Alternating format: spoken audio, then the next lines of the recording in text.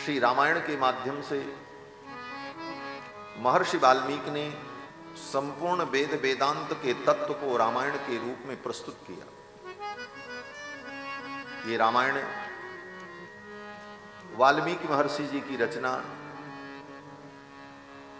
ये आदि काव्य है। इसके पहले दुनिया में कोई काव्य नहीं था। ये 18 पुराण, अनेक संगीताएं, अनेक रामायण, ये सब बाद में बनी। सर्वप्रथम इस धरती पर कोई काव्य प्रकट हुआ तो वो काव्य रामायण काव्य है, जिसकी कथा 9 दिन हम आप श्रवण करेंगे। इसकी महिमा को भी जानना आवश्यक है, क्योंकि महिमा को जानने पर ही श्रद्धा बढ़ती है और प्रीति बढ़ती है। जाने बिनु न होहि परतीति, बिनु परतीति होहि नहीं प्रीति, और प्रीति बिना नहीं भगति दृढ़ाई, जिम खगेश जल के चिकनाई। तो ये रामायण महाकाव्य आदि काव्य है, और इसके रचयिता महर्षि वाल्मीकि आदि कवि हैं। आदि कवि का गौरव वाल्मीकि जी को प्राप्त है। इसीलिए रामायण की आरती में हम लोग गाते हैं, व्यास आदि कवि वर्ज बखानी, काग भुसुंडी गरुण के ही की, आरती श्री रामायण जी की। आदि कवि महर्षि वाल्मीकि। और ये वाल्मीकि जी ब्रह्मा जी के अवतार हैं। ब्रह्मा जी ने ही वाल्मीकि के रूप में अवतार लेकर रामायण की रचना की। और ये रामायण की रचना महर्षि वाल्मीकि ने उस समय की जब राम जी अयोध्या की धरती पर विराजमान होकर प्रजा का पालन कर रहे थे। राम जी की राज्य लीला चल रही थी। बाकी जितनी रामायण है वो सब रामायण बाद में लिखी गई। राम जी के अवतार के हजारों वर्ष बाद, लाखों वर्ष बाद। लेकिन ये रामायण उस समय की रचना है जब राम जी अयोध्या के सिंहासन पर विराजमान होकर प्रजा का पालन कर रहे हैं। और सच पूछो तो रामायण नाम इसी ग्रंथ का है।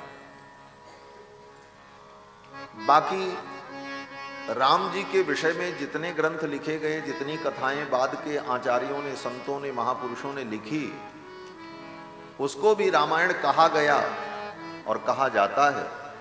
लेकिन ये रामायण नाम तो सर्वप्रथम वाल्मीकि जी की रचना का है।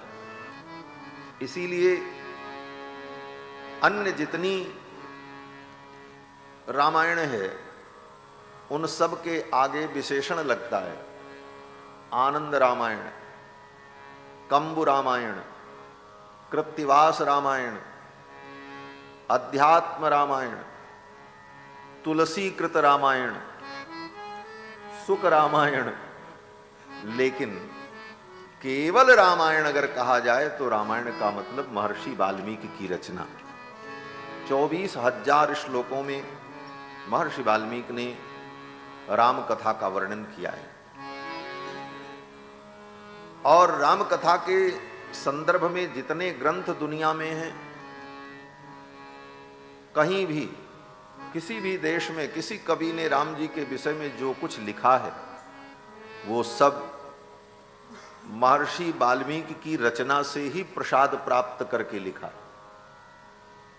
समस्त राम कथा का उपजीव्य काव्य श्री रामायण है। सारी दुनिया को राम कथा का सूत्र और मूल स्वरूप रामायण से ही प्राप्त हुआ। फिर अपनी अपनी भावना के अनुकूल, भक्ति के अनुकूल, चिंतन के अनुकूल उस विषय का लोगों ने विस्तार किया। लेकिन मूल रूप रामायण है। परम प्रामाणिक ग्रंथ रामायण, वेदावतार।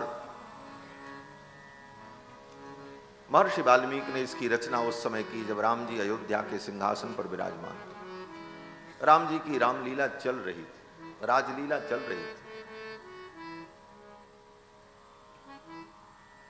और फिर समय आने पर इस कथा को कुश और लव ने, राम जी के पुत्र ने, राम जी के दरबार में इस रामायण को गा करके सुनाया और राम जी ने स्वयं सुना।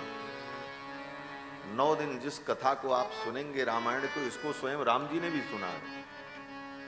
कुश और लव ने गाया और राम जी ने सुना। ये रामायण परम प्रामाणिक महाकाव्य, तत्व का निर्णय करने वाला ग्रंथ, जिसके एक एक अक्षर परम पवित्र, हमारे जीवन के महान से महान पाप को नष्ट करने वाले। चरितम रघुनाथस्य शतकोटि प्रविस्तरम एकैकमक्षरम प्रोक्तम महापातक नाशनम। रामायण का एक एक अक्षर हमारे महान से महान पाप को नष्ट करने वाला। और इसकी महिमा में तो यहां तक लिखा, पुण्यम पवित्रम पापघ्नम इदम पवित्रम पापघ्नम पुण्यम वेदैश्च सम्मितम यह पठेद् रामचरितम सर्व पापैः प्रमुच्यते।